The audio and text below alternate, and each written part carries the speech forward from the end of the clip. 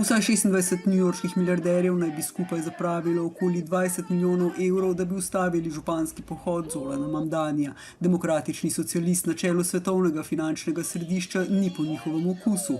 Izvolili so ga Newyorčani, ki za najemnine mesečno odštevajo tudi polovico svojih dohodkov. Mamdani ne more zamrzniti vseh najemnin, ki v New Yorku stalno naraščajo, lahko pa župan imenuje člane odbora, ki odloča o višini tako imenovanih nadzorovanih najemnin za približno milijon stanovanj. This will be an age where New Yorkers expect from their leaders a bold vision of what we will achieve, rather than a list of excuses for what we are too timid to attempt. To so bila tudi sporočila Donalda Trumpa med lansko kampanjo in analitiki celo opozarjajo, da predsednik in Mamdani uporabljata podoben populistični pristop pri naslavljanju volivcev. I think the lesson for the president is that it's not enough to diagnose the crisis in working class Americans' lives. You have to deliver on addressing that crisis. To bo po 1. januarju in županski prisegi izkusil tudi Mamdani. Trumpu je tudi zaradi draginje priljubljenost že upadla pod 40%. Torkove volitve, ko so demokrati zmagovali na vseh ravneh, so opozorilo za Belo hišo.